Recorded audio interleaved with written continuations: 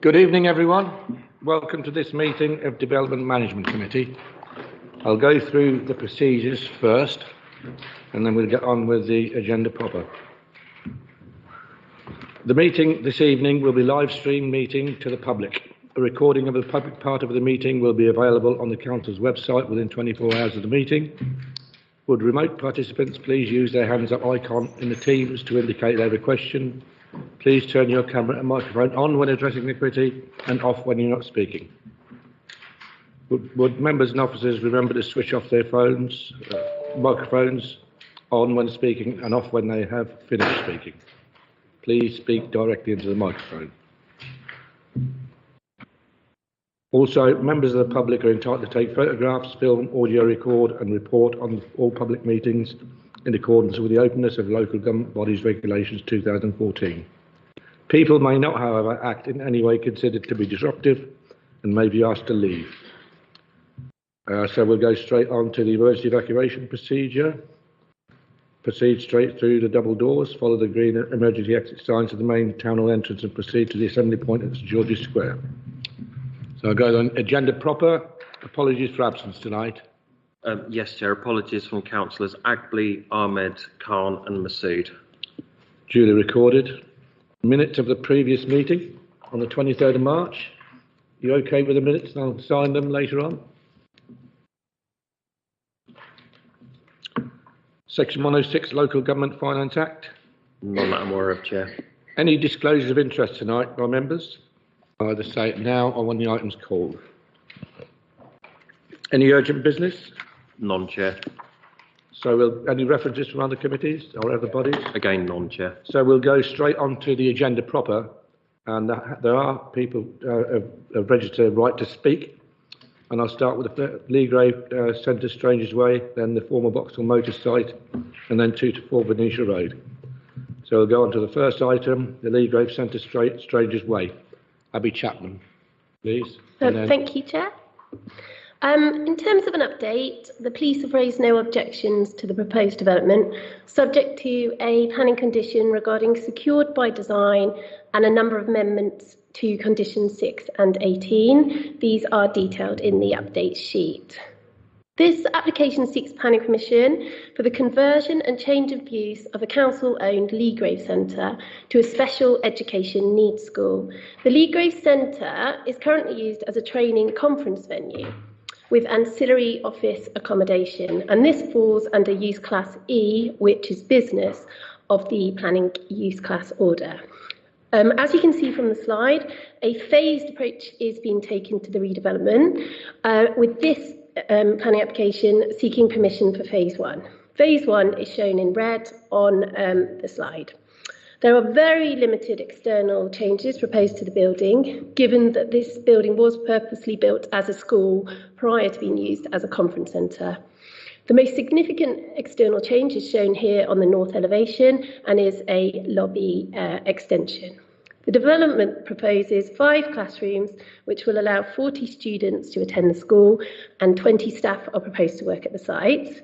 The school will form an extension to the Lady Zia Werner School, and the school day will run from 9 to 3:10 to accord with the school day at Lady Zia Werner School. If we go on to the next slide, following slide on, you can, that's the floor plan, another one. There is a one-way system proposed, parking for 58 cars with 3 electrical vehicle spaces and 6 minibus spaces proposed. These minibus spaces will be used as play space when not used for parking. 16 parking spaces available will be for parents, and all servicing in terms of refuse will take place within the confines of the site. In terms of the principle of development, the General Permitted Development Order does allow for the change of use of a Class E building such as this to a state-funded school without the benefit of planning permission. In this case, however, on the basis of the fact a phased approach is proposed, planning permission is required. In terms of policy LLP 24 provides the policy criteria for new schools in the Luton local plan, stating that development will be granted providing that need is demonstrated, there will be no unacceptable impact on neighbouring properties, The development does not take land allocated for other uses unless the need for the facility outweighs that for the existing use, and that there is suitable vehicular access and safe dropping off and picking up areas. I will address each of these criteria in turn. Firstly, in terms of need, there is a significant need for SEND schools in Luton. Luton has a younger than average population and as such a large number of school-age children. In addition, Luton has a higher than average number of students who attend SEND schools. 34.9% of educational healthcare plan students attend SEND schools nationally, and in Luton that figure is 45%. The local authority must ensure that this need is met, and this proposal will make a significant contribution to meeting this need.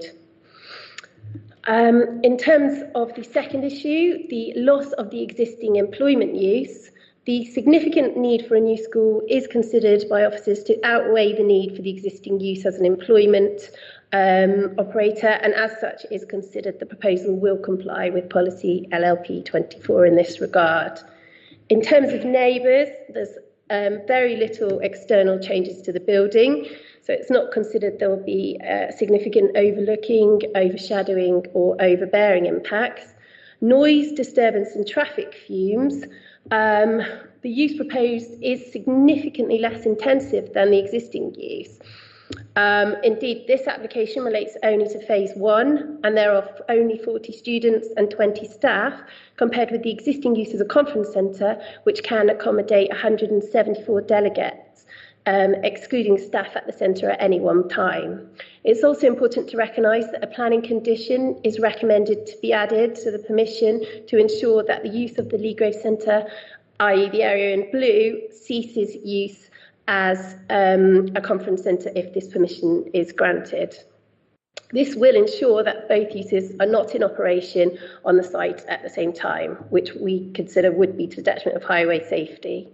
In terms of parking and highway implications, Leagrave Primary School have objected to the proposed development on highway safety grounds, raising concerns with regards to the associated increase in traffic movements, specifically as the timings of the drop-off and pick-off will converge with the Leagrave school day. Firstly, the existing use must be considered. The current use could result in 174 people using the existing buildings at any one time, of which 115 are likely to drive to the site. In addition to this, there's staff travel to consider and trips to the on-site cafe. This is far more significant than the 10 parent drop-offs, 5 minibus trips and 20 staff travel movements associated with the new school. Furthermore, the highways engineer has raised no objections to the proposed development, considering that it will not be to the detriment of highway safety.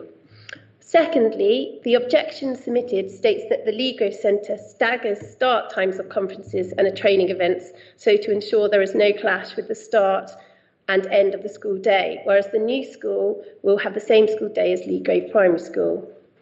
While this may be the case, there is no planning condition restricting operating times at the Leagrave Centre, and an alternative operator, if they were to take on the site, may wish to start and finish events which do converge with the school day.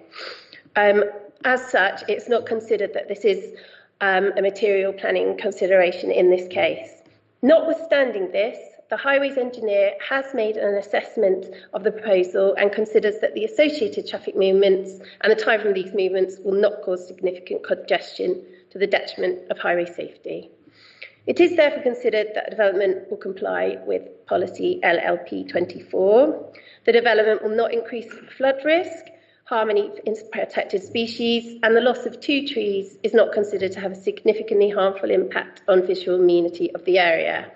The press notice, as you're aware, for this application expires at midnight today. On this basis, it is recommended that delegated authority is granted to the head of planning with a view to granting planning permission in accordance with the recommendations of the planning committee report. Thank you.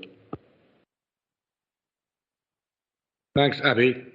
I've got down here Debbie Bastin, Deputy Head Teacher, I presume of Leagrave School, as an objector. Are you on Teams? Can you hear me? Yes, I am on Teams and I can hear. Oh, I see you now. Yeah. Yeah. Good evening. Yeah. Hello. You've got up to 5 minutes to speak. Yeah, I And was, after 4 minutes, I'll give you a reminder. Okay? that's fine. I was just So over drafting. to you. And, Yeah, and just members may wish to ask questions. Okay? That's fine. I was just drafting at the last minute to do this, so I apologise. I'm not as well organised as prepared as I might be, but I'm going to just read out what the head has asked me to say to you all. So we understand that there's an acute need for primary school provision in Luton, especially special educational schools, and we're not opposed to the conversion of the Lee Grove Centre to a special educational needs school.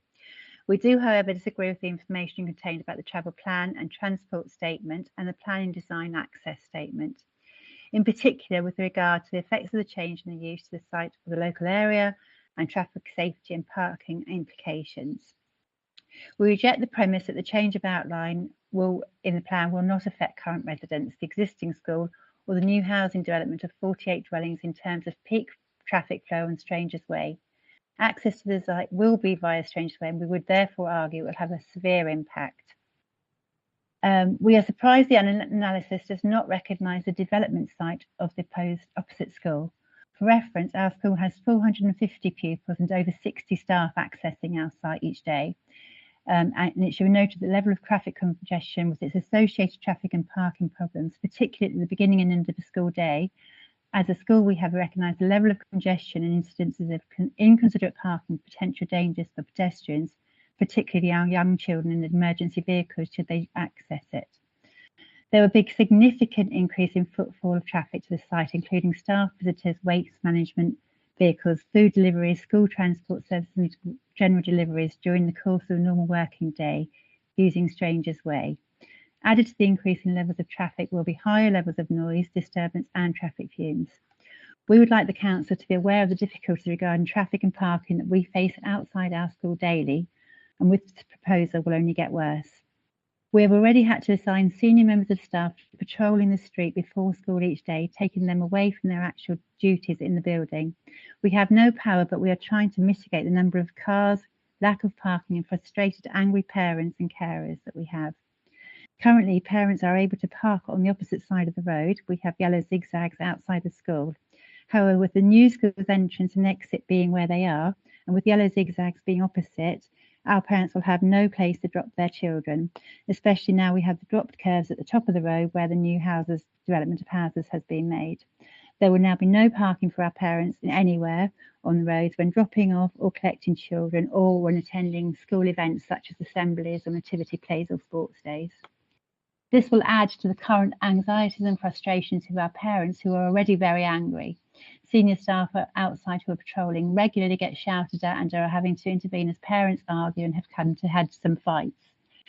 This has all been exacerbated by the recent incident where a child got run over outside the school, ending up with serious injuries and for which she is still in hospital being treated. We witness unsafe practice daily, for example, cars stopping in the middle of the road and allowing children to jump out onto the road and stopping at the zebra crossing to allow children out. Cars speed past at great speeds just because they're angry with the traffic jams they've had to sit in getting to the school. In addition to the above, we are concerned about the position of the proposed entrance and exit points. The entrance point appears to be exactly where our zebra crossing is at this point. Another entrance is directly opposite the main pedestrian entrance to the school, and the exit is where we have our main entrance to the existing Alex school. We're concerned that the timings of the school day will mean that the two already very busy times will become even busier. The transport plans state that the current vehicle, staff and pedestrian movements and proposed movements and times of range arrival and departure will be broadly similar, with minibuses included. However, as the conference centre is used, they do use it at different times from us. They stagger the times to work with us very closely. In our experience, there are persistent issues with parents dropping off and picking up the existing primary school, e.g. parking. 1 minute left. Sorry, okay. E.g. existing parking on emergency exits, turning around in exits and using them. The school has had to call the police on a number of occasions and enforcement agencies to come and deal with parents and illegal parking. We've also taken place with this about having the CCTV. Just to remind us that it's not our responsibility to deal with these issues, and the school won't be dealing with obviously blocked entrances, exits in future. We are asking that pavement furniture in the form of street barriers is required and needs to be installed to protect pedestrians and prevent illegal parking. Just wanted to reiterate that we have no objection to the school being built, but we do wish there'd be serious consideration to the parking and the extra vehicles that will be going up and down and in and out of that building, and the impact it will have on our parents trying to park and drop their children off at school. Thank you. Thank you very much. And the applicants, we've got present questions. Oh, sorry, any questions by members? Councillor Hussain. Can I ask you, obviously, number of times that I visited, it's like every other school in the town. Isn't it the major problem is the inconsiderate parking by the parents on both sides of the school, that in sometimes I really couldn't even move and get into the Leagrave Centre. I mean, that is the major problem, not just in your school, but every other school that I know of in Luton. Yeah, absolutely. Sorry, I agree with that. But actually, if you take away the parking over so at the moment they can't park on our side of the road. We've got the yellow zigzags. But once the new school is built on the other side, there will be nowhere for our parents to park at all in the whole of Strangers Way. We have drop curves at the top of the road now, so there's no parking up there. So there will be no parking for any of our parents coming to the school. I also ask you, in terms of the majority of these children will be coming in the minibuses and going from one entrance, and the gates will be closed until the minibus comes in, and then they'll be going out when most of the parents by that time would have been gone. So really they wouldn't be adding anything, as far as I'm concerned, to the problem that already exists there.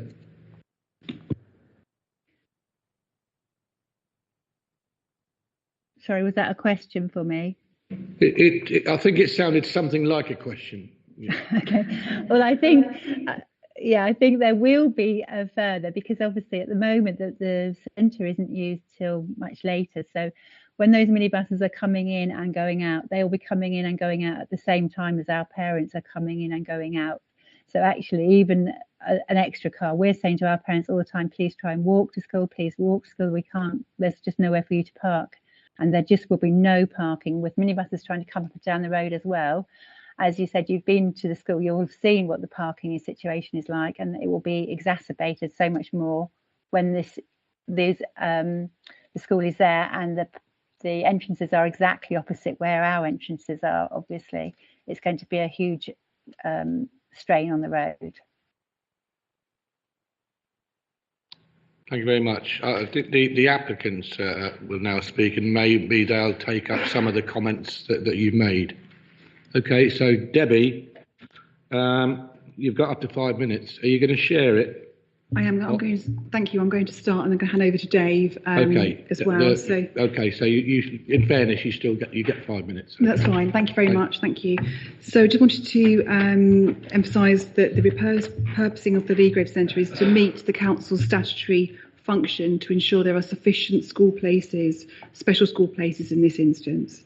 Our first tranche of 40 places are required for September 2023 to avoid a shortfall in school places. The thing about Leagrave Primary School is that it's an oversubscribed school.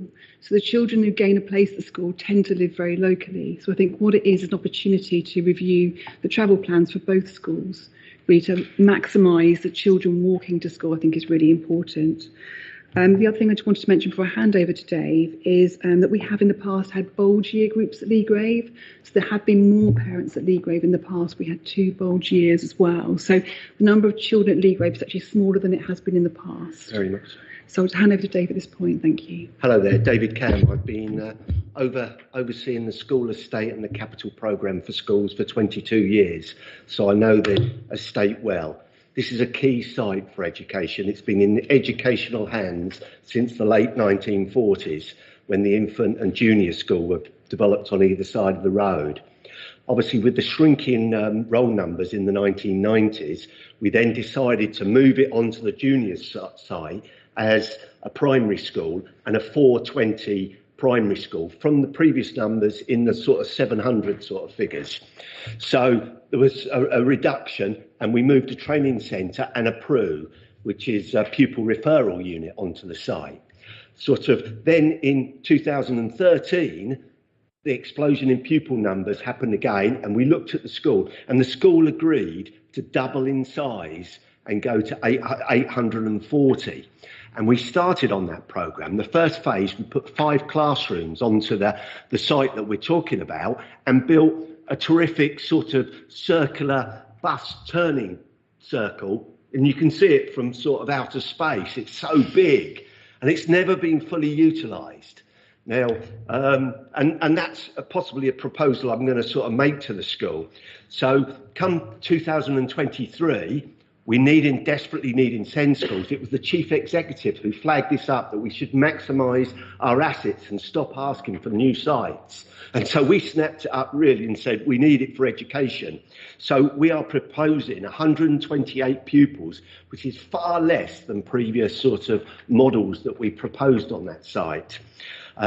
All the parking will be self-contained, so all the drop-off and all the pickup will be on the site. Unfortunately, it is coaches, as Councillor Hussain has said, or buses that will be bringing children. So that shouldn't, they have to turn up and leave, and they will impact on the site.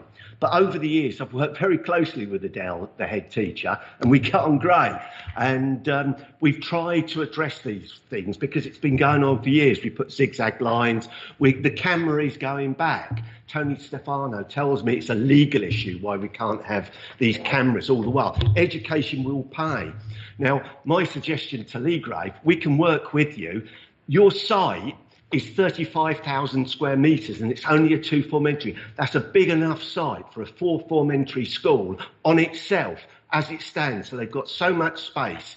Now, we put this massive turning circle, which is just casually used by the school. They may say otherwise, but I hold all the statistics of all the schools. This is a massively oversized school and an oversized site, and there are opportunities, and we will fully fund with the budgets from the housing development and the SEND school that we're going to put. We've got the money to address some of the issues. We don't like parents' cars on school sites, but this turning circle could be isolated with a fence around it, with a separate gate, so we could close it off with pick up and drop off times, and then the school could open it up during the school day and have it if they want to take their cycles around it and what have you. So there's lots of possibilities, and we will do all we can to address. And we talked about, can we make Strangers Way a one-way street like Birdsfoot Lane, like we do at key times.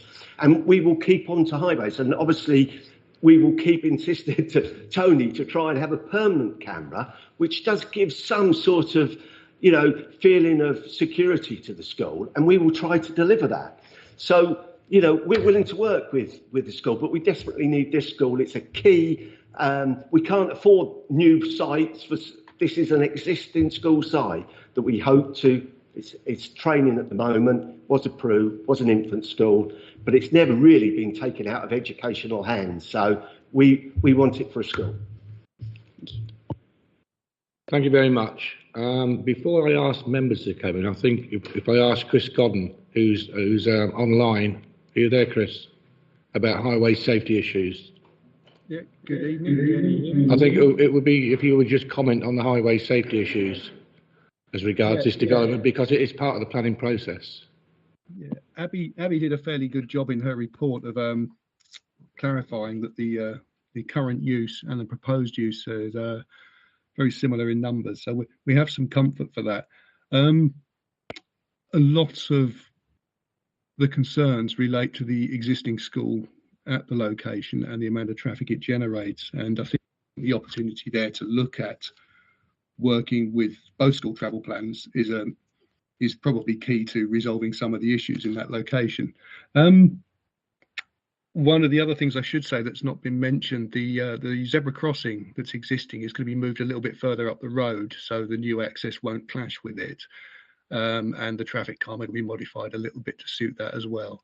And there's going to be, as the objector commented, there will be zigzags outside the new SEN school Keep Clear, and there will also be the zigzags for the zebra crossing. So that does create some weighting restrictions effectively in the road. There are basically, we're hoping to keep cars away from the two school areas and just move them a little further afield and further encourage people to walk and cycle to the school. If members have any specific queries, I'll attempt to answer them. Members regards highways. Councillor Hussain. Oh yeah, okay. Well, just specific. No questions as regards highways. Thanks for that, Chris. Questions to the applicants. Councillor Hussain. Yeah, the only thing that I think as far as the highways are concerned, I think one thing that probably I'm more satisfied now from what you've said, that all the pick-up and drop-off will be on site itself and not on the road. Is that, have I got that correct? Yeah. And the second one is, from what I read in the Luton News today, that there are still 66 pupils of special needs who are still not got places in Luton. Is that correct, or was that newspaper exaggerating? I'm not aware of any. We've accommodated all our children with special educational needs in schools, but this school is needed for September. Otherwise, we're going to have a shortfall of 40 school places for children who require specialist education in special schools. So, no, everyone's accommodated at the moment. We've got enough places, but we won't have for September if this doesn't go ahead. Questions by members to the applicants? I think that what's been said about highways, it is a phased introduction, you said, didn't it? It would be in various stages, which is useful in trying to assist in traffic management, I would imagine. Any comments? Thank you anyway. No more questions. You can go back to your normal positions. Questions? Any further questions by members to the planning officer? Any comments? Councillor Hussain. I think in light of what we heard earlier on, even the objectors do agree that this is needed desperately in Luton, because we are, if we don't do that in Luton, then the children will be travelling further away, which is not in the best interest of the child, nor would it be interest of the parents. So I think, these children having to be accommodated locally is in the best interest of the children and the people, the parents of Luton. So I would strongly support that, because I think this is a very desperate need in Luton for that. And we also know that there is a 40% increase in the special needs for the foreseeable future. So we may have to look for other sites in Luton for that. We certainly don't want children to be travelling for nearly an hour or further, more, travelling to the other, whether within Bedfordshire or Hertfordshire. So I think for that reason, I would, I think that I personally would be supporting the application. Yeah, thank you. And I think your experience in education as being a former executive member has certainly highlighted it. And certainly special educational needs are always at the top of the agenda. Any further comments by members? Then the recommendation is to approve, subject to conditions and additional conditions we've got on the separate paper. So I'll move approval, subject to. So we'll take the vote now. Matt. Thank you, Chair. Councillor Ali. 4. Thank you. Councillor Bridgen. 4. Councillor Campbell. 4. Thank you. Councillor Chowdhury. 4. Councillor Franks. 4. Councillor Hussain. 4. And Councillor Taylor. 4. That's carried. That's unanimous. So planning permission has been granted, subject to the conditions. Thank you very much. The next one we move on to is agenda item 8, former Vauxhall Motors site, Napier Gateway. Clive. And I understand that Richard Garside is here in the chamber. Richard? I'll call you up. It's all right. I'll just check in that you're here first. Yeah. Okay, it's over to you then, Clive. Thank you, Chair. So this is a Section 106A application. It's a variation of the original deed on the former Vauxhall Motor site, Napier Gateway, Kimpton Road in Luton. It's just one slide just showing the site location. We can just see outlined in red on this plan. The site is adjacent to Kimpton Road and opposite the Hampton by Hilton car park. Members will see from paragraph 14 of this item that the only material planning consideration in this instance relates to an assessment of the applicant's submitted financial viability assessment. And this assessment has concluded that the phase 2 of the overall Napier Gateway scheme is unviable with the currently agreed levels of developer contributions. These are for off-site affordable housing, education and waste management contributions. Given this conclusion, the local planning authority has requested and has received an independent review of this assessment by Chris White Land Strategies, and Chris is on the call with us this evening. The report from Chris White concludes that the scheme with Section 106 contributions is not viable. The result of the independent viability assessment therefore puts the council in a difficult position. If the council were not to accept this position, possible outcomes could be the applicant walking away from the half-built site without phase 2 and the important integrated landscaping between phase 1 and phase 2 coming forward. Alternatively, it may result in the council having to defend this position when an independent expert has concluded that the scheme is not viable with the contributions requested. Officers' view is that whilst the results of this independent assessment are disappointing, they should be accepted. Phase 2 would have some benefits. It would provide an additional 592 new homes. There's been a recent improvement to the mix of units through the grant of planning permission reference 21/00989/MMAMD. Additionally, the Napier Gateway site is an important regeneration project in this part of the town, which has an emerging residential character and is close to the excellent transport links provided at Luton Parkway and also the Dart stations.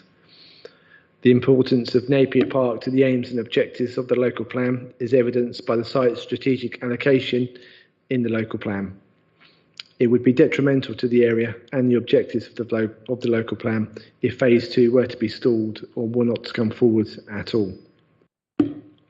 Additionally, there would be specific benefits to the economy by the creation of job opportunities during the construction period, but also through additional consumer spending generated by new residents in the local area.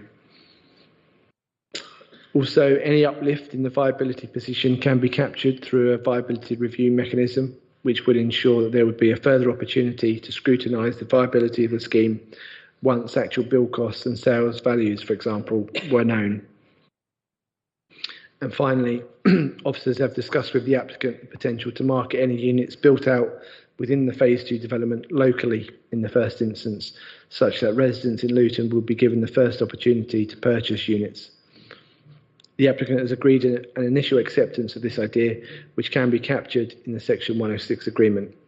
This would be a specific benefit of the proposal. So, in conclusion, it is considered that the applicant's financial viability assessment has been robustly tested by an independent assessor, and whilst the results are disappointing, both national and local planning policy allow for viability issues to be taken into account in decision making. It is unfortunate that the off-site affordable housing contribution and other Section 106 contributions will not come forward in this instance, but it is considered that there would be wider benefits associated with the regeneration of the site, job opportunities and additional consumer spending in the local area from new residents, and also the opportunity to further scrutinise viability through a viability review mechanism. Finally, if units within phase 2 are marketed to Luton residents first, as set out above, this would be a positive and welcome aspect of the scheme. Even with these benefits, foregoing any off-site affordable housing contribution or other Section 106 contributions is a significant compromise on behalf of the council. However, the alternative could be this part of the site not coming forward or seeking to defend a position which independent advice advises not to accept, which are considered to be worst options in this instance. Accordingly, the recommendation is to accept the viability position and to vary the Section 106 agreement accordingly. Thank you, Chair. Thanks, Clive. I'll ask Richard Garside to come forward into the hot seat. And you have 5 minutes, up to 5 minutes starts when you speak.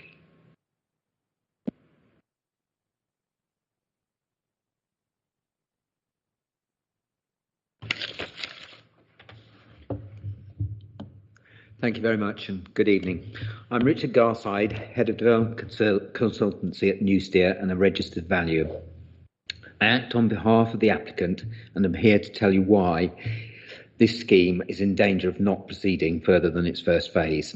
Changes are needed now to allow delivery of phase 2. Since the purchase, the applicant has worked closely with the council to ensure delivery. The developer has also been actively engaging with local communities through restoring the War Memorial, charities, award events, local employments and contracts, and supporting students at Bedford University. With phase 2 coming live, they can further strengthen these engagements. So what is the issue here? The site had a permission prior to my client's purchasing in April 2018. At the time of purchase, the expected build cost for the site was £180 a foot, and the values expected £450 a foot. At this time, based on these inputs, viability assessment was undertaken, which showed that the scheme could viably deliver affordable housing, other planning benefits required, and a fair developer's profit alongside the value attributed to phases 1 and 2. So what has changed? There have been significant build cost increases without any increase in value, and slowing sales rates now mean that the scheme is significantly underwater and facing viability challenges. This is particularly the case for developers of higher density apartment accommodation, where costs are higher in relation to end values. So why build it, you might say? Well, simply this type of accommodation is an urgent need to meet the housing shortages. At the time the build out of phase 1 commenced in July 19, the fixed price had already increased to £200 a foot, while values had remained at £450. As part of the delivery strategy to ensure viability of the first phase, the affordable housing was pushed back into phase 2. This allowed delivery at a reduced profit below which that would be normally acceptable in the planning practice, equating to some 5%. Build costs have continued to increase, and my client now has a fixed price contract with a builder who built out the first phase, and the agreed price for that is £250 a foot, nearly 38% up on the original build cost estimate, and an additional cost of £32 million. At the same time, values have not increased, and if anything, have dropped back slightly. On this basis, even with land values written down to a minimal level, my client will only make a very small profit, which will be insufficient to cover costs to date, but will reduce losses on the site and the continuing holding costs, which are significant. This is the reason my clients would proceed on this basis.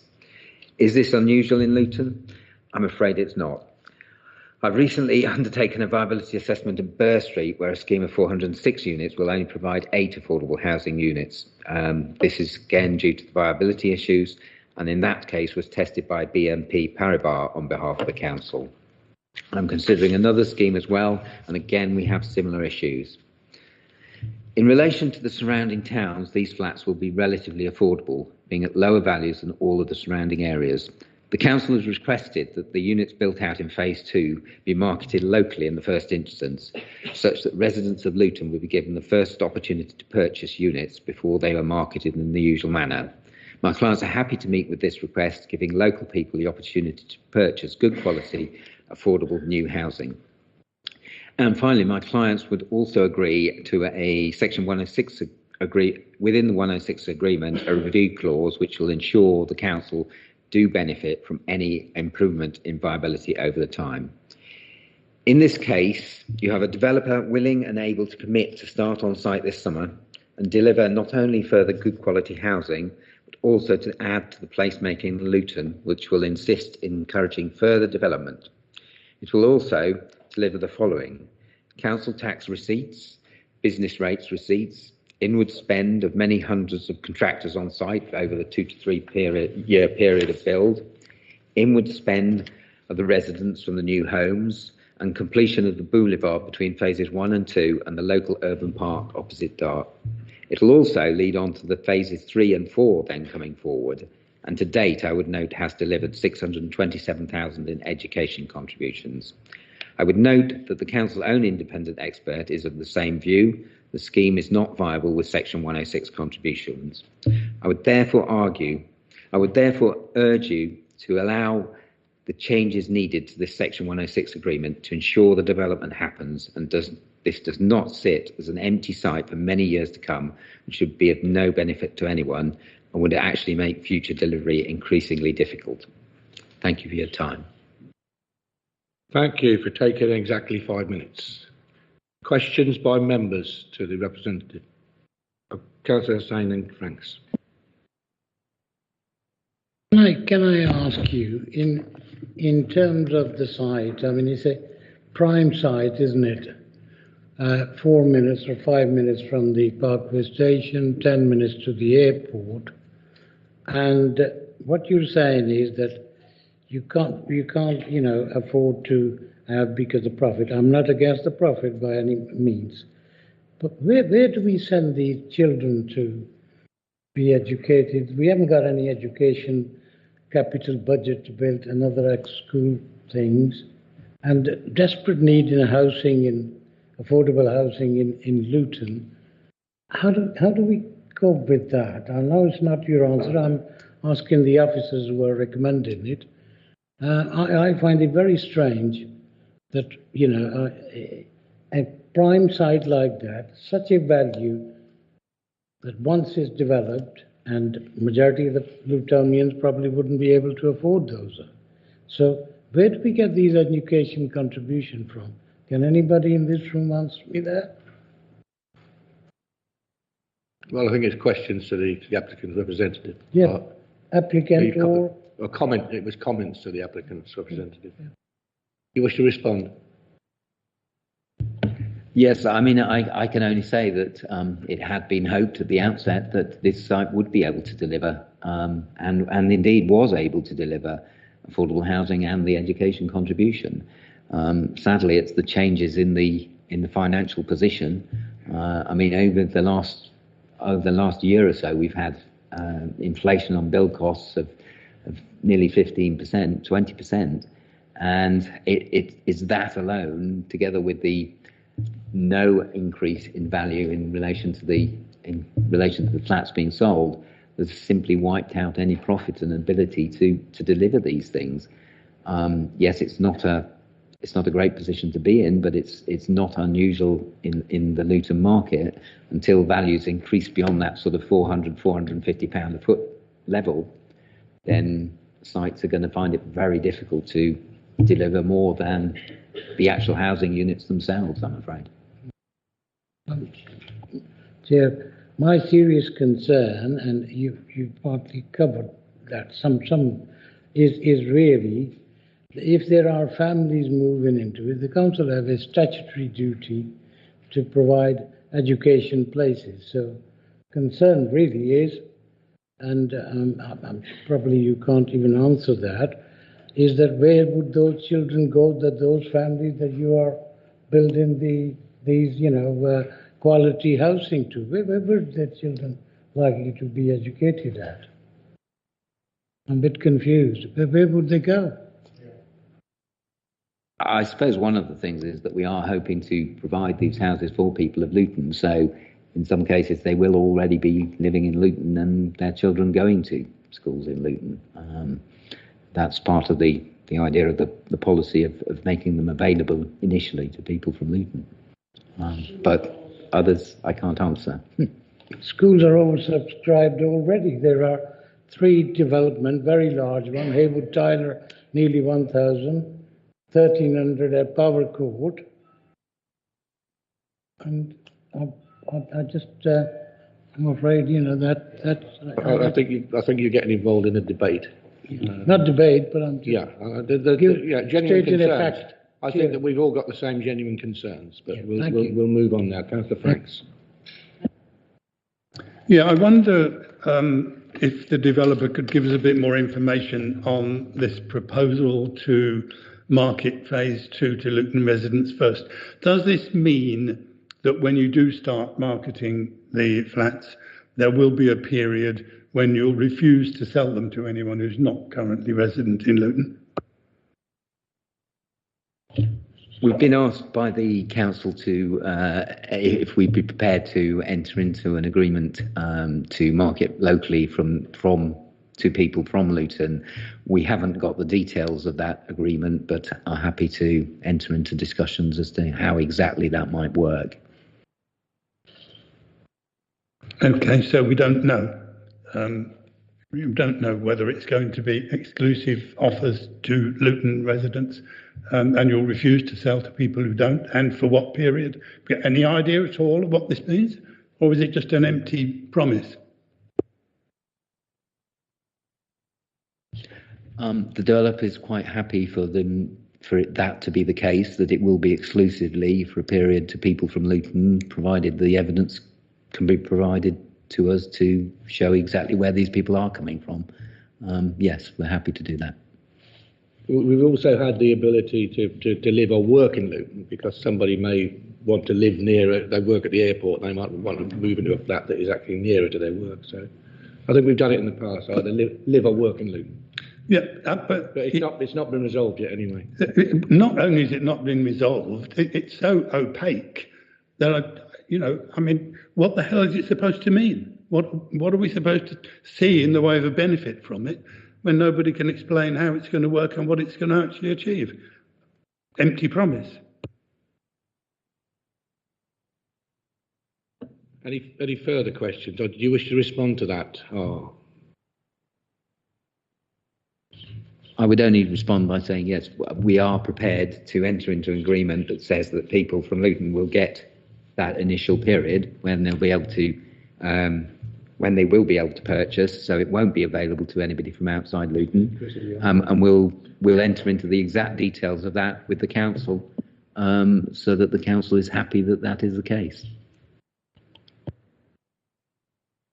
Okay, I think what I'll do now is bring in Chris, our independent viability officer, who's online, if he wants to make any comments, please. Are you there, Chris? I am, yes. You've done the viability study? Yes. The situation is as Mr. Garside has set out. The build costs have risen significantly since the Phase 1 scheme was undertaken.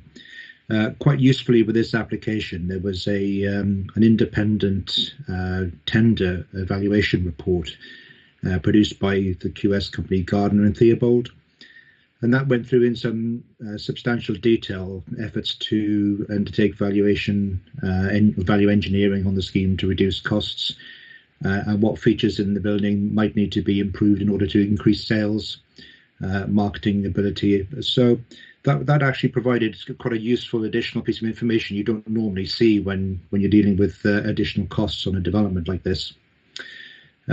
Interestingly, there was an opportunity for my part to improve the viability by introducing stricter benchmark inputs on things like fees, contingency, finance rates.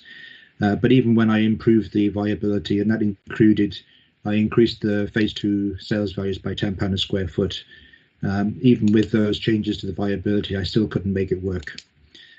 So even if there was a reduction in the profits taken by the applicant, that still wasn't sufficient to be able to allow you to have Section 106 outcomes. Yeah, thanks for that. Any members want to question our independent viability? Yeah, Councillor Lee Bridget. Thanks, Chair. I'd just like to question Chris about the just the comment on page 58 of the report. One of the comments that the applicant essentially paid too much for the land initially, and this is why they're needing to renegotiate the Section 106. So I'm just wondering whether you can explain that point, and because I'd just like to see whether that's a material matter. Well, the sum of money which has been allowed for the land value is of a similar order to other tower schemes which have been in Luton. I haven't seen a comment that suggests they've overpaid that. The amount that's gone into the appraisal is 28.8 million, which I understand was the purchase price. But I say that on a per acre basis isn't dissimilar to other tower schemes which have been approved. Okay. Yeah. Councillor Chowdhury, this is to the actual viability officer. Yeah. When you thank you, Chair. My question is, what is the benchmark? Did you put a price cap on the units? How you work out that this project is not viable? Is it, what stopping them to selling them? Because as Councillor San already mentioned, this is prime location. This is not average house in the Luton. Luton house price is already quite high anyway. It's not very low, but what's stopping them selling them very high, making them low profit and not contributing towards Section 106? Yeah, I understand the question. The way the National Planning Policy Framework requires viability assessments, and the RICS require viability assessments to be undertaken, that they must be undertaken on the current day. So you can't predict, or you can't foresee growth in sales values or inflation in build costs. You have to do it with the information that exists today. So what the applicant has done is they've used the comparable evidence from other sites in the local market, and also their experience of the Phase 1 scheme. Obviously, the Phase 1 scheme is the most directly comparable scheme because it's next door. So that would carry some weight in determining what the value should be today. What they've done is they've reduced the sales values by about £10 a square foot for Phase 2. What I did was I put it back into the model.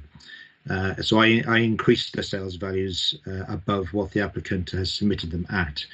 That is above what they would likely achieve today, but even doing that, it didn't really improve the appraisal sufficiently enough to overcome the viability gap that exists, because there simply isn't enough space in Phase 2 to be able to do that. I did a quick sort of bit of maths.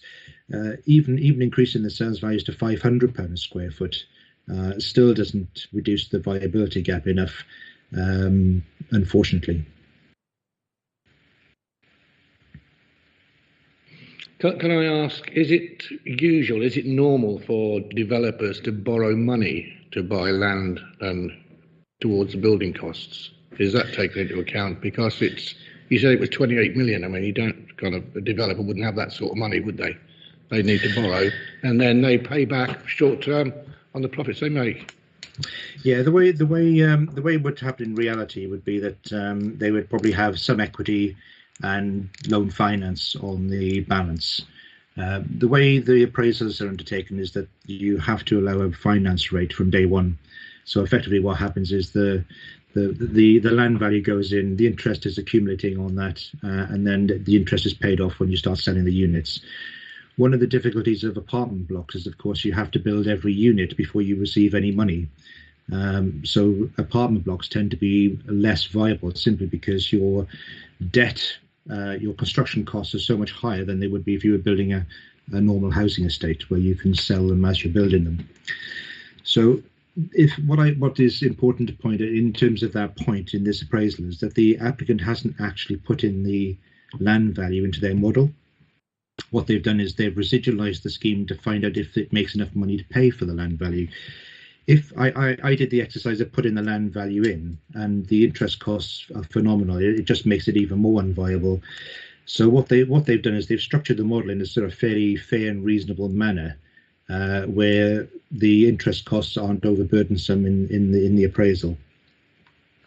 But either way, yes, you would always allow for an interest rate for debt finance in the model from day one. Thanks for that. Any further questions to our advisor? No, thank you very much anyway. So any further questions to the planning officer? Comments? Councillor Franks? Oh dear. Once again, we're asked to feel sorry for these poor property developers who can't afford to provide things that are only necessary because of their development. Well, frankly, I don't. On this occasion, of course, there is the additional convenience of obligations having been put off from phase one. Now, that's really nice and convenient, isn't it? Gives you time to think of all sorts of reasons why you can't afford to pay them at all. I really, and then we're provided with this marketing to Luton residents without really there being any idea what that actually means. I'm going to stop because I'm going to be rude to someone if I carry on. And you'd be recorded as well. No further comment, Councillor Hussain. Yeah, in light of what I said earlier on, Chair, I am seriously concerned that if we are to follow this pattern, then I can see why we've got a number of other developments where there is also a 106 contribution. Every one of them could come in and say, well, this is one, can't afford it, neither can we. And we have a statutory duty as well to provide school places. We also have affordable housing. We have a serious need. We've got almost nearly 2,000 families living in temporary accommodation. And it is in this situation, you know, I simply could not and would not support in this case to make an exception either in this one or in the future. We do have, I heard the officer say, walk away. Well, the number of developers, if they can't make a profit, they do walk away. But we'd rather wait for something that would make the best interest of the people of Luton than this particular one.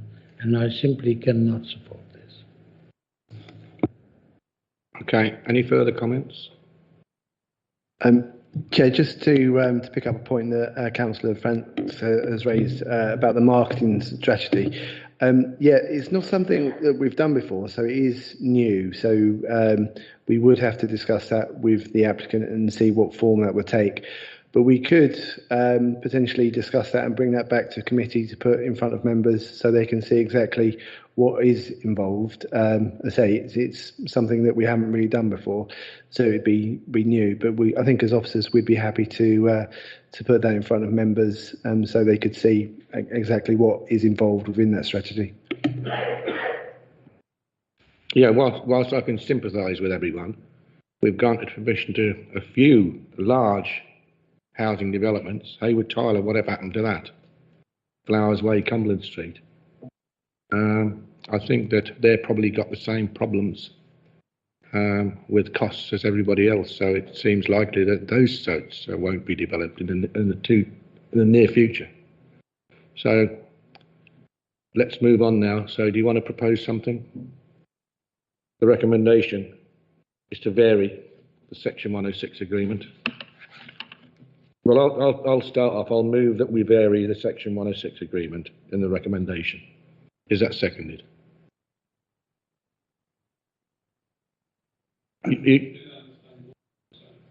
Well, the recommendation is to vary the Section 106 agreement as in page 46 of the agenda. Okay? I've moved that. Does anyone second it? No seconder, so that falls. So does somebody want to move an alternative? Okay, I'm perhaps happy to move something if it helps. I move that the application be deferred to be reconsidered when details of the scheme for marketing to Luton residents have been finalised. Yeah, and I think I agree with that, but for people that live and work in Luton as well. Are you happy with that? We've done it in the past because somebody may wish to move nearer to work in Luton. That's been proposed. Is that seconded? Seconded. So deferment. We'll go to the vote.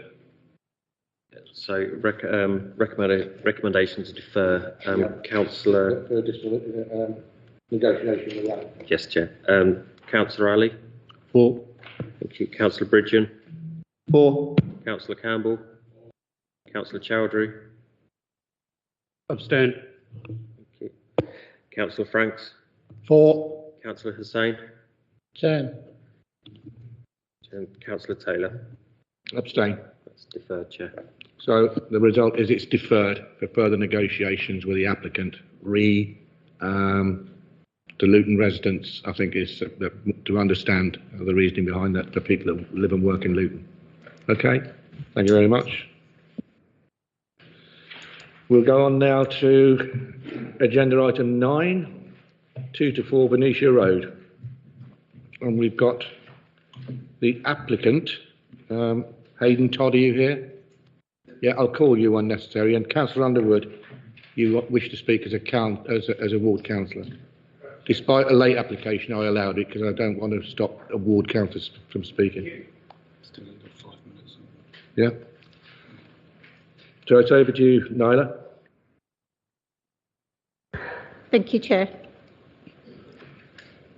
The application site is a single-storey detached building located on the eastern side of Venetia Road to the rear of the shops in Hitchin Road. It currently serves as a Wigmore flooring. Next slide, please. The current proposal is seeking to demolish the existing building and replace it with a staggered 2-storey building to provide 6 2-bedroom flats with associated parking and amenity space. Next slide, please. These elevations show the relationship of the proposed building with the surrounding properties. This is a CGI image as well to show how the buildings will look, and the floor plans. The street scene, again, the relationship with the properties in Venetia Road and Hitchin Road, and the floor plans. And this is the layout of the ground and first floor.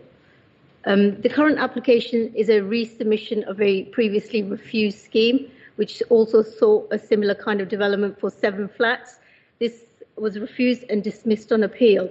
Now, the appeal decision is a material consideration in relation to the current scheme. A copy of the full appeal decision is attached to the committee report at Appendix 4. In terms of the principle of a residential development on this site, given that Venetia Road is all residential properties and the mix of housing proposed, it is considered that the principle of residential is acceptable on this site. With regards to the impact on the character and appearance of the area, this was a reason for refusal in relation to the previous scheme, where it was considered that the scheme was too large for the site and had a harmful effect on the appearance of the area. The planning inspectorate, in assessing the refused scheme, agreed with the council and raised concerns specifically to the height, the footprint, and the ridge and the eaves height of the building. The current scheme has sought to address the key issues raised by the planning inspector by reducing the footprint of the building. If you can go back to the block plan. So before, the building covered the full width of the plot and went all the way back. This has staggered the building with setting it back from the front and staggering the side and the rear as well. If you go to the next one. Yeah, in terms of the height and the ridge, the red line shows the previous scheme, the refused scheme that was dismissed on appeal, and the new scheme, obviously the height has been reduced so that it's in line with the surrounding properties, and the eaves heights have been reduced to be in line with the neighbouring properties. The design, again, the site has tried to replicate some of the other design features in Venetia Road, which has got quite a mixture of different types of properties. As a result of these changes, the revised scheme is considered to overcome the previous reasons for refusal and is acceptable in terms of its impact on the street scene. With regards to the site location plan. site location. That's it. In relation to the impact on the amenities of the adjoining properties, a number of local residents close to the site have objected to this proposal, as well as the previous proposal. The planning inspector, when considering the previous scheme, did not agree with the local planning authority in terms of the adverse impact on the amenities of the adjoining properties, in particular number 6A and the 2 properties to the rear. The planning inspector considered that given the spatial distance and the relationship between the site and the neighbouring properties, there would be no adverse impact in terms of overlooking loss of privacy or noise and disturbance. This scheme is smaller in terms of footprint and height, and is considered that it would have less of an impact on these properties than the previous scheme, and therefore the impact on the amenities of the adjoining properties is considered acceptable. In terms of living environment, as set out in the report, paragraphs 32 to 35, the current scheme offers good living environment for the future occupiers. The scheme provides 7 parking spaces, which is effectively 1 space for each of the flats and a visitor parking space in an accessible location near a district centre, and is considered acceptable. To conclude, for the reasons set out in the report and the presentation, and given the appeal decision, which is a material consideration, it is recommended that a conditional approval be granted. Thank you, Chair. Thank you. I'll ask Hayden Todd to come forward, and then Councillor Underwood after.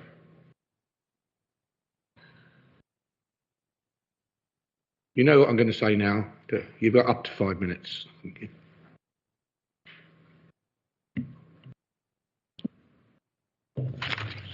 Thank you, Chair. My name is Hayden Todd. I'm a planning consultant at Aitchison Rafferty. I'm speaking in support of the application on behalf of the applicant. The proposal, as identified in the officer's report, complies with all local policies and guidance. The proposed residential development is acceptable in principle. The site is not in a designated retail area and is positioned adjacent to a large district centre, which provides a range of shops that would continue to meet the day-to-day needs of residents. The council did not raise any concerns with the loss of the retail use in the previously submitted application. The proposal optimises the use of this previously developed site by providing much-needed housing in a sustainable residential area. The proposal makes a small but important contribution to local housing supply, which is a key social benefit. The design of the building has been carefully revised to address previous concerns. The loft accommodation has been removed, allowing the roof to be lowered. The revised 2-storey form is now similar in height to the adjacent buildings. The perceived width of the building has also been reduced and compares favourably to nearby properties. The reduction in the size and the scale, combined with the removal of the dormers, ensures the revised building now sits comfortably within this diverse part of the street scene.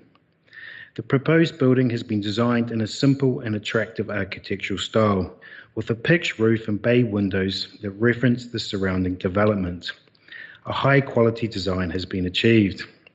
Additionally, the proposal removes an existing commercial building in operation, which detracts from the character of this residential street. The proposed development would not harm the amenity of the surrounding occupiers. The building is located a significant distance from the neighbouring properties' habitable windows and gardens, which should mitigate any harmful impact. It is important to note that the inspector did not raise any amenity concerns with the previous scheme, which was for a larger and higher building. There have been no changes to the proposal that would affect this part of the inspector's conclusion, which is an important material planning consideration. The future occupiers would enjoy a high-quality residential environment. Previous amenity concerns have been successfully addressed by reconfiguring the layout to ensure that all habitable rooms would have unobstructed outlooks and receive good levels of natural light. The apartments all comply with the nationally described space standards. The site is in a sustainable area and provides a sufficient level of parking. The proposal provides 7 parking spaces for the 6 apartments, which is a higher ratio than the previous scheme. No concerns with parking or highway safety were previously raised. The proposal removes the existing commercial unit, which would have the potential to generate a larger number of vehicle movements than this residential scheme. The proposed development complies with local policies and national guidance. We respectfully request that planning permission be granted in accordance with officer recommendation. Thank you. Thank you very much. Any questions to the applicant's representative? Thank you very much. Councillor Underwood, do you wish to, you didn't say whether you support or for or against this application, but it's entitled to you, you're entitled to say whatever you want to say. Thank you, Chair. Broadly supportive of development of this site. I quite like the CGI picture there. I think the residents would be very surprised to see that with just the one car in that street. I'm broadly supportive, but I do have a few concerns that I think need to be addressed. The residents at 4A and 6A Venetia Road are two bungalows set back, which will be showing the same access road as these flats and the parking spaces of these flats.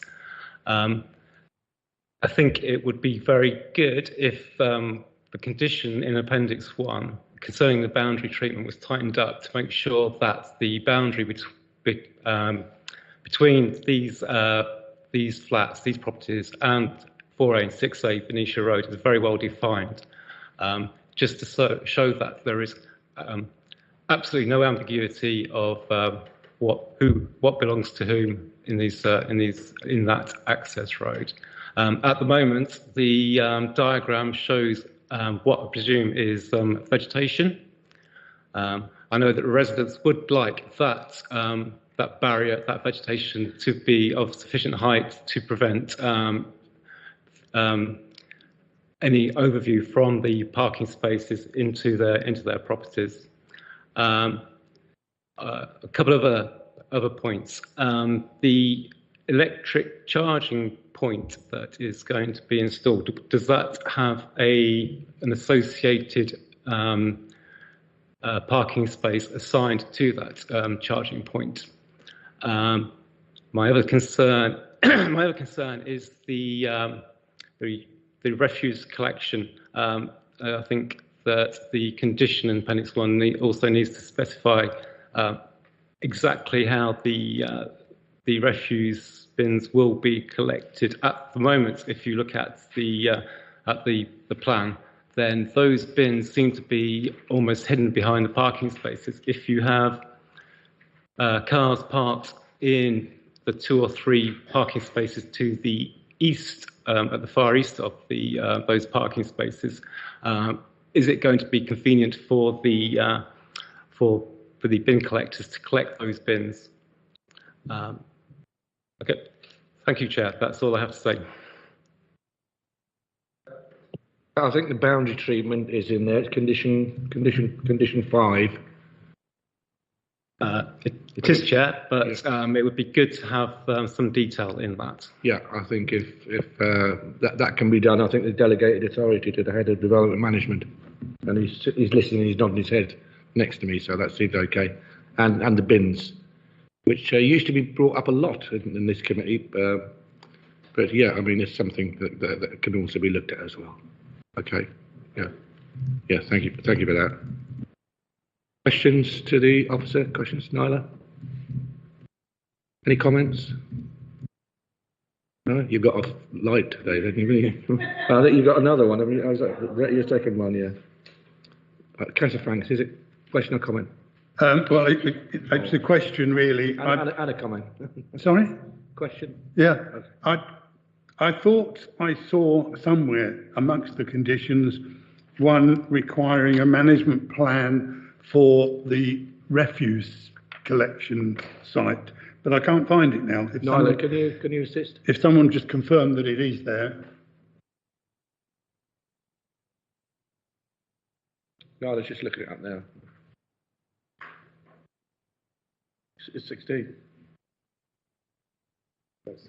17. 17. Condition 17. Found it, thank you. Okay. Any further comments, questions, comments? And the recommendation is to approve. So we'll take the vote now. I'll recommend approval. Is that seconded? Seconded, Councillor Hussain. Move to the vote. Thank you, Chair. Councillor Ali? For. Thank you. Councillor Bridgen? For. Councillor Campbell? Councillor Chowdhury? For. Thank you. Councillor Franks? For. Councillor Hussain? Councillor Taylor?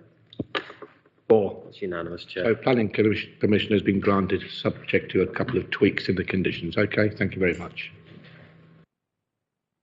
Now we'll go on to the next one, which is agenda item 10, the Hansom Cab, 40 Wigmore Lane. And that's, I've got Gemma. Thank you, Chair.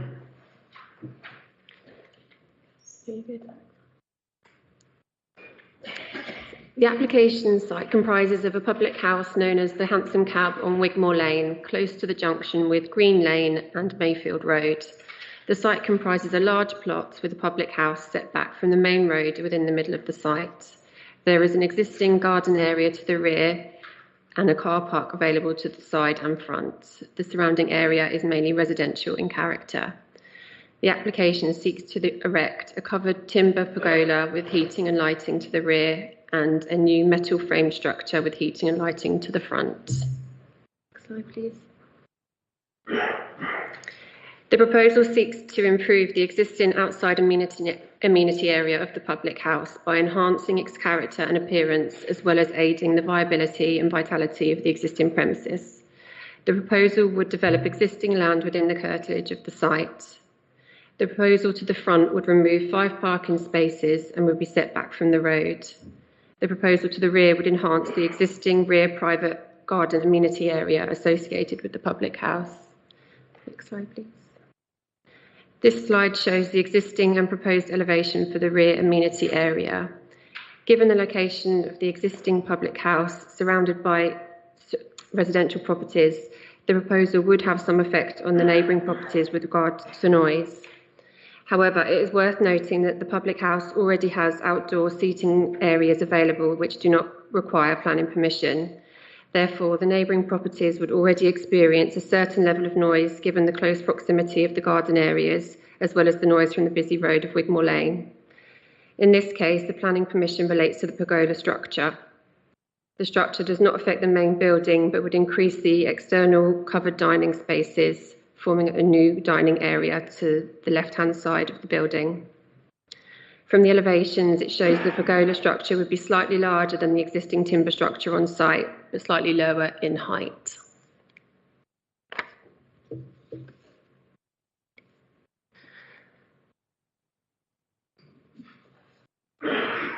The main concerns relate to noise and disturbance, visual intrusion, and antisocial behaviours. The noise assessment was carried out and there could be an increase in noise over the existing levels experienced by local residents. However, in this case, the permission relates to the pergola structure. Given the existing relationship of the well-established public house with external amenity areas already in situ, it is considered that a number of conditions would be beneficial to mitigate the concerns regarding noise. To this regard, the applicant has agreed to a full height panel for the pergola along the boundary with the neighbouring property, as well as a landscaping buffer along the boundary to help mitigate the noise. The applicant has also agreed to a condition of no amplified sound or speakers, and given the representation regarding loitering and noise when leaving the premises, the applicant has agreed to a condition stating that the external areas will not be used after 11 p.m. and will also put in a noise management plan. In conclusion, whilst it is noted that patrons of a public house do generate noise, in this case there is already an existing outdoor area available for customers. The proposed development seeks to improve and enhance the existing outdoor areas by updating their character and appearance, creating a more attractive outdoor area. Therefore, whilst it is noted that noise concerns will be associated with public houses, given the existing relationship with the neighbouring properties and the proposed mitigating conditions, the development for a pergola is not considered to materially worsen the existing relationship with the neighbouring properties. Therefore, the recommendation is to approve. Thank you, Chair. Any questions? Councillor Franks. Yeah, only one, thank you. I'm looking at condition 8. The external areas shall not be used after 11 p.m. And my question is really, can that be reworded, beefed up, or whatever? I think as it stands, it's ambiguous. And what does the word used actually mean? Does it mean that the staff have to stop serving at 11? I'd be much happier if it were reworded to make it quite clear that, in fact, customers will be expected to leave the external area at 11. Yeah, I'm happy to reword the condition on that basis. Yeah, I think it's something I brought up, wasn't it? The briefing about the noise and my knowledge of the Phantom cab. I think it was to vacate the area. Not necessarily if they want to carry on drinking and talking, then go inside. Because the proximity of the housing. That's exactly the point. Yeah. If the staff stop serving, but customers hang about outside to finish their conversations or finish their drinks or whatever, that's what I'm concerned about. Yeah, that's right. At 11 o'clock, they can go back inside and either get another drink or finish the conversation. Yeah, okay, that's no problem with that. Any further questions? Any comments? Then the recommendation is to approve. I'll move approval. Is that seconded? Councillor Hussain? Move the vote, Matt. Thank you, Chair. Councillor Ali? For. Thank you. Councillor Bridgen? For. Thank you. Councillor Campbell? Councillor Chowdhury? For. Councillor Frank, sorry. For. Councillor Hussain? And Councillor Taylor? For. That's approved. That's unanimous. Planning permission has been granted. So we'll go on to the last one now, which is agenda item 11, number 2, Holmescroft Road, page 101. Mr. Nyla. Thank you, Chair. Do the finale for us tonight. The application site is a 2-storey end of road property located on the junction of Holmescroft Road and Watermead Road. The current proposal is seeking to subdivide the existing plot to provide an additional dwelling at the rear. It's noted that the site already has planning permission for an attached dwelling on the site. Current proposal is seeking, this is an existing garage at the rear of the site, and the current proposal is seeking to, next slide, to enlarge it, alter the fenestration details to provide a 1-bedroom dwelling with associated amenity space and parking. In terms of the principle of development, as set out in the report, it's considered that the proposed dwelling, by virtue of its mix, its siting, its layout, its scale, is considered unacceptable and does not meet the requirements of Policy LLP 15. With regards to design and impact on the character and appearance of the area, the surrounding properties in Holmescroft Road are mainly 2-storey properties. There are bungalows further along, but these are part of an existing built development. This proposal is seeking effectively a bungalow at the bottom of this property. And again, by virtue of its siting, layout, the garden area to the front, it's considered to represent an incongruous and cramped form of development that fails to respect the scale, layout of the existing residential development in the immediately surrounding area. The issue with this, if this proposal is allowed, then it does set a precedent which will make it difficult for the local authority to resist other similar proposals whereby other residents seeking to convert garages on the side or rear to separate residential dwellings. In terms of impact on the amenities of the adjoining properties, let's go to this site location plan. The property that would most directly be affected would be the one 69 Watermead. It would now have a dwelling adjacent to it with a garden area located to the front, which has the potential to generate noise and disturbance for the occupiers of this property. In terms of the living environment, the proposal is shown to be 1-bed dwelling, but according to the bedroom size, it is effectively a 2-bed dwelling, and the internal space in that is shown as being 39 square meters, which falls below the nationally described space standards for a 1-bed, 2-person unit. The external area shown as being 45 square metres, but that includes the parking area. And again, as set out in the report, the amenity provision would fall below the minimum requirement. So both in terms of the internal and external space, it would fall below the current standards, creating again a cramped and over-intensive form of development. Parking, one space accords with the current standards. So to conclude, it's considered that the proposal as is unacceptable in terms of its scale, site layout and relationship with the surrounding built form. Thank you, Chair. Nala, any questions? Any comments? Yeah, Councillor Ali. Thank you. Sorry, just to clarify, so is this site being split into, you mentioned that there's already another dwelling going on, so is this now going to split into three separate? So if you look at that block plan, there's current planning permission for an attached dwelling on the side, and then this will be the third property. If this were to be approved, there would be effectively 3 properties on this site now. So this is further subdivision of the existing plot. Okay, thank you. Any further questions or comments? Then the recommendation 4 valid reasons for refusal. Oh, sorry, who is it? Sorry, I had a comment. Sorry, I've missed you. No, so basically, I think it's fairly difficult to make a decision at the moment, looking at what the situation is. I would like to recommend a site visit before we go into our final decision.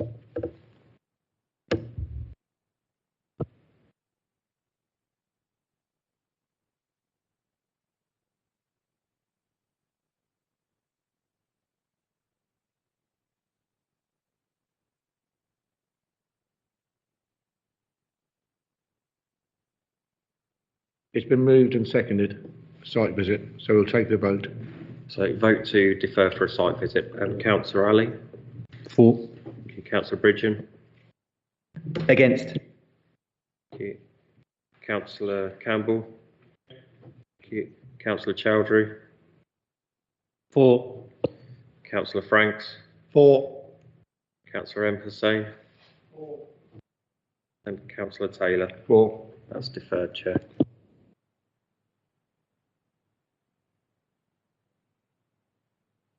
Being the extent of the business, that's the end of the meeting. This is the last meeting of this current council. I'd like to say good health and good luck to Gilbert Campbell. I'll have to find somebody else to wind up. And I may see some of you, we may see some of you next year, because you'll certainly see myself and Councillor